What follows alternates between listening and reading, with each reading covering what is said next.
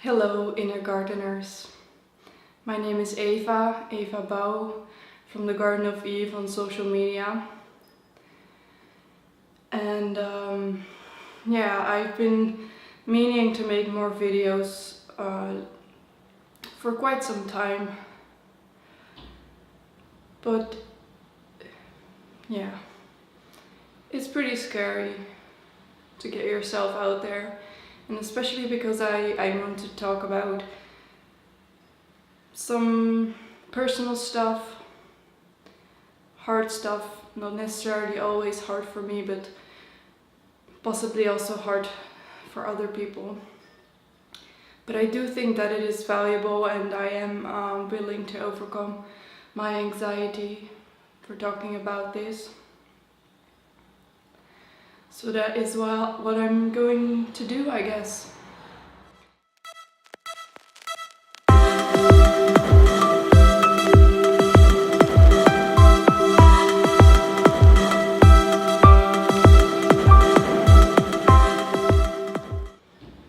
What I first wanted to talk about is a little bit of my own story, to give you some more context, I guess, why I am talking about these kind of things.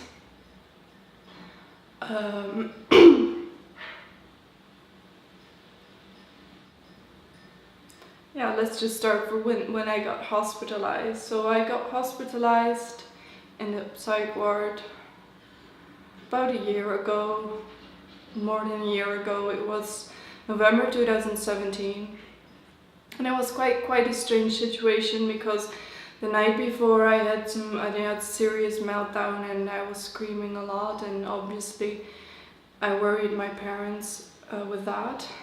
But I went to university the next day because I had a lot of stuff to do, but I was really depressed and suicidal, and rightfully so. Some people were worried about that. But the weird thing was that I got picked up. Let's just get my coffee. I'm sorry. I got picked up by the police on the university campus, and they brought me to a psychiatric facility, for just where people get therapy. I had to wait for a very long time before there were people who could see me and talk to me. Later on, my parents also came to visit, and my parents really urged me to go to a psychiatric hospital, a ward in the hospital it was.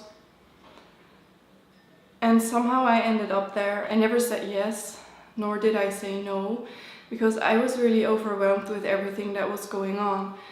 But somehow I ended up there. And I still cannot really comprehend why it happened. And it also is quite painful for me, because this kind of stuff has been happening to me, or I let it happen to me. But there are instances when I am overwhelmed with everything that is going on, and I want to say no, but it's hard to say no sometimes for me.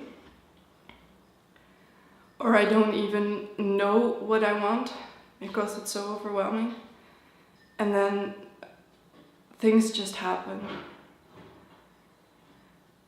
So yeah, I ended up there for 2 weeks. I was really angry as well, and I continuously said to them, I want to go home, because it was really stressful for me to be there. I saw all the other patients, and nobody was really looking out for them. There were some nurses who would visit and talk a little bit sometimes, but it wasn't really that helpful, I guess, for me at least. Let me just open the door because my cat wants to enter the conversation. Come on, baby.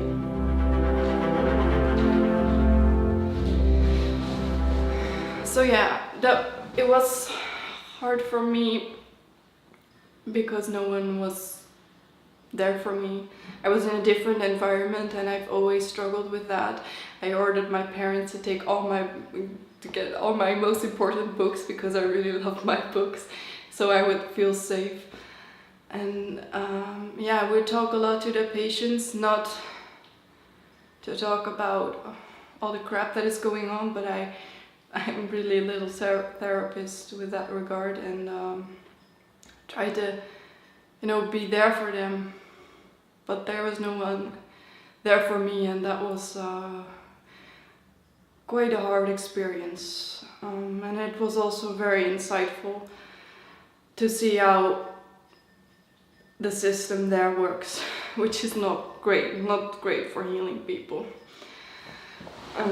With mental illnesses at least. So that's what happened. I dropped out of university and ended up in the psych ward, in the loony bin, as I sometimes call it. But perhaps not everyone is happy with that term. And then while I was there, I asked the staff if they could assess whether I might have autism, because I'm not very fond of psychiatric labels, because they are all just made up and not very scientifically proven or anything. So, but this was the one thing that I could identify at least somewhat with. And they did an ADOS test with me there, which I failed, because I am a grown-up and I have trained myself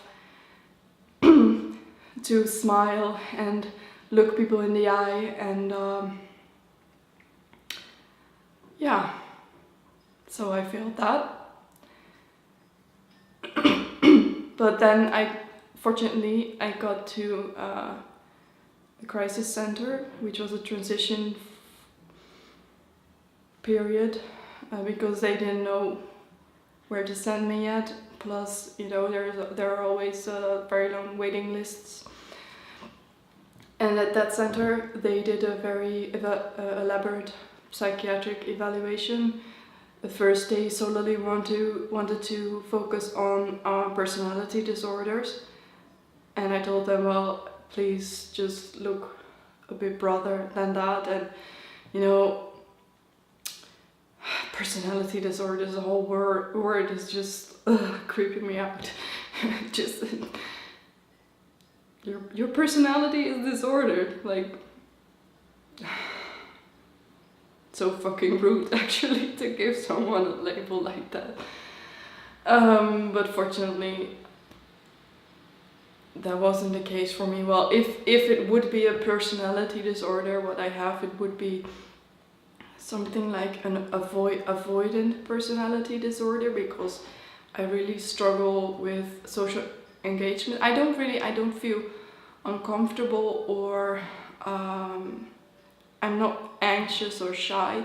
It's just really draining for me, because I have trained myself to look people in the eye, to present myself in a certain way, to come across as, what they would call in the autism community neurotypical. So that's why it is tiring for me. And also I struggle a lot with especially with the sensory environments. Loud noises are hard for me, certain vibrations are hard for me to withstand, because they can really agitate me. And there's not really a good reason why it happens. It's just I think my brain is not able to process it or to filter it out. Usually there's a lot going on and I hear everything. And I notice a lot of things. And my brain absorbs all that information at once. So that can be quite chaotic. And also that's just draining, because easier if you are able to focus on the things that are important in that moment. And for me, everything just comes in without that filter of what is important and what is not important. So yeah, those things really make more sense to me. And well, I was talking about the evaluation, the autism evaluation at the crisis center, which took about 3 days. I'm not even talking about the other assessments that they did. That was not that long, but still it took a lot of time, and I think they did a good job with that. They really looked at the whole picture. And yeah, then I got diagnosed with high-functioning autism, which is the only label I only remotely identify with, I guess.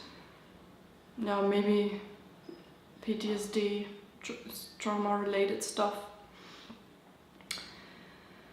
And sometimes I am still a bit doubting the diagnosis, because I just feel like I am me, and that perhaps I am a bit different than many other people, but who doesn't feel different sometimes.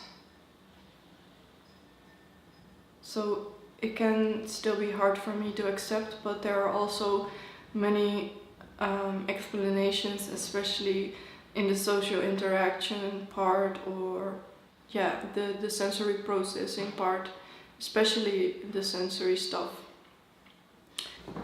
So I really have been on a journey to find myself again, and also learn to love myself. And especially the last thing, loving myself and continue to love myself more every day is the only thing that heals me from trauma, from other psychological wounds, and for being able to accept myself for who I am, and whether I am autistic or not, and I think I am. But as I said, sometimes I still doubt the diagnosis. It doesn't really matter that much anymore what label people give me, because what matters to me is that I can be me, and I deserve to be me, and I deserve good things in my life. And that process of learning to love myself really helped me to do a lot of new things and to learn a lot of new stuff. And yeah, from being in the psych ward, I am now a counselor myself. So all those experiences were good for something, I guess. But yeah, I worked hard for it. And I enjoy it. I enjoy all the work that I'm doing now. I have lived many years, actually everything from the age 4 when I had to go to school until I got admitted to the psych ward. I didn't really enjoy most of the work I had to do, which was work for school. Being in school has always been very hard for me, because of the social stuff, the sensory processing disorder as well. So yeah, now I'm just doing things that I love, and life makes much more sense, you know. That's also, I think it's also important to mention that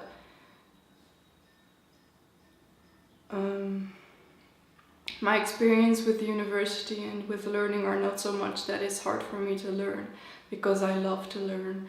I'm continuously learning new things, and yeah, I cannot stop absorbing new information and creating new stuff as well. But the thing that is hard for me is the social engagements, the busy crowds, the expectations, having to please the teacher to get a good grade. You cannot think really differently, because that's not appreciated, and I'm quite different in that respect. So it's I guess it's been a lifelong process of suppressing many aspects of myself, and I've just chosen not to do that anymore. It's not healthy, not for me, not for anyone. I see it around me quite a lot, that people have to do it to achieve certain things. And I don't think we do ourselves a favor with that. I don't think we do other people a favor with suppressing who we really are, suppressing our needs, our emotions, our desires. Because it keeps certain harmful systems in place. And I don't want that for anyone.